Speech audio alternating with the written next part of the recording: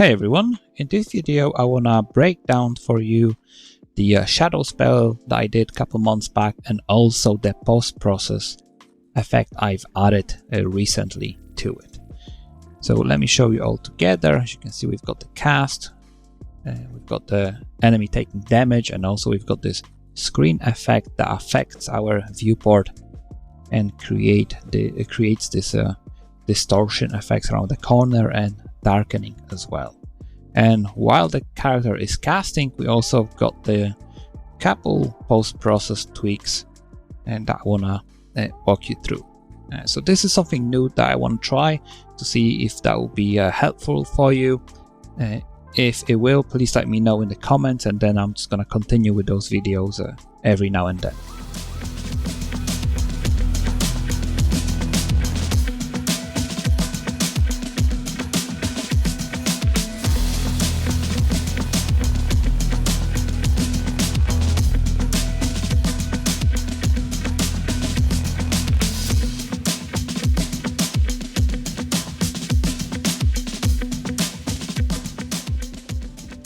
Alright, so first maybe let me show you the cast.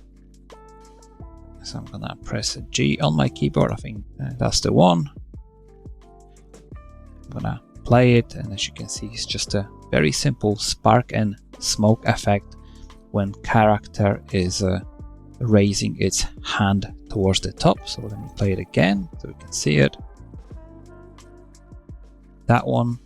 And right after that effect, we have this cast. So we've got the growing orb in the middle, and also we've got those swirls.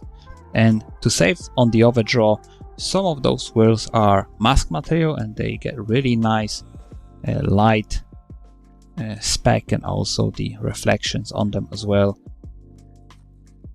And they are really nice. They're really nice. For breaking up the colors, the shapes, and also just adds a little bit, we're saving a little bit on the overdraw. So now let me maybe isolate each element so you can have a better idea of what it is. As you can see, those are transparent swirls, and they give this a little bit softer look, especially around the edges. Then I have very dark ones just to make this cast and add a little bit contrast to it and make it darker, like it's having some sort of background to the rest of the elements there. And then third layer, it's those mask swirls, which kind of fill all the remaining space and also helps us to save on the overdraw. As you can see, also it's got those really cool speculars on them coming from the light. I really like those, and I was tempted to spawn a little bit more of those during the cast, but it was getting a bit messy, so I settled for that amount. And then we have sparks in a vortex shape just to follow the swirls.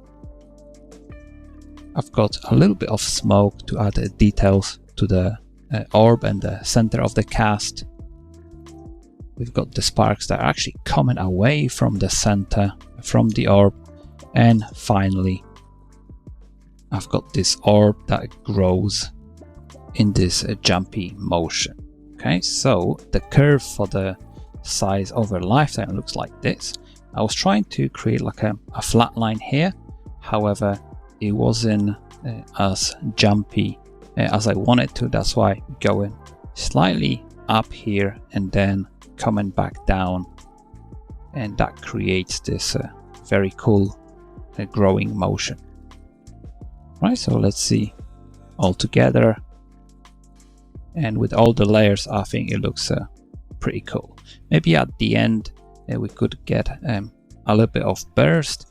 However, this is just a cast, and the character is spawning cone shape, stunning or damaging effect at the end of it. For the enemy, I got a little bit stuck with the animations because it was a struggle to pick the correct animation, but I settled for start, stand start, and then I'm just reversing the stand start. As you can see, it's got play rate -1, so it goes back to the idle pose. And stand loop is just the character being affected by the spell. Okay, so that's for the shadow spell that we've done, and then we've got the blueprint for the post process. So first thing we tweak, it's the intensity of chromatic aberration. We're just adding slight of that chromatic aberration to the scene. We've got the start offset for the same settings for the chromatic aberration. Let me actually go down here, see if I got this here. So yeah, you can see it got chromatic aberration, intensity, and start offset. Those are those two. We've got the dirt mask as well. So let me select, maybe post process, I can show you what the dirt mask is. Okay, there it is, just a soft circle that brightens a little bit of the center of the screen. And then I've got sharpen, which I tweak over time just slightly to increase the sharpness of the scene during the player cast. All right, and also I've got this post-process material that I've done from scratch, where we actually applying this distortion to the corners, darkening a little bit. We've got the color there as well. And if I move this to the corner here, you can see we've got this zoom blur as well. So center of our screen is always crisp. However, here it gets a little bit of that zoom blur. I got various settings here in the material for that post process as well. We can tweak how much darker corners we can get. You can also tweak those using the vignette settings under your post process volume, but I wanted to have additional control over this darkening of the corners, so I just created this in the material. We've got the noise as well, how much of that noise we want to be on the screen as well, and also how much distortion we want that in that noise. So let me get the default settings. Okay, so that's the very simple breakdown of that spell. Hopefully it's gonna help you a little bit with your effects in case you want to create something similar. And yeah, let me know in the comments if you find that useful, and if yes, then maybe I will create a lot more of those in the future. And if you'd like to learn how to make that spell and this post-process effect, you can subscribe to Tier 1 on 1mafx.com, and then you're gonna have access to a massive library of tutorials. So as you can see here at the top, we've got the post-process part 1. This is I just finished it in September. We're gonna be covering part 2 in October, and this is the part 2 of the shadow spell. So if you dive into here, you got links to all the tutorials on YouTube that you can create your own meshes, you can create your own textures as well.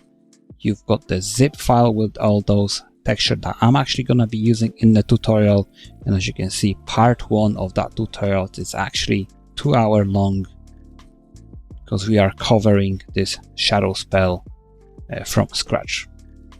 So we're gonna get those textures, we're gonna start making the effect and material in the engine together. That's why it's so long. Okay, all right, thank you so much for watching this video, and if you'd like to get more of those breakdowns, please let me know. All right, thank you so much.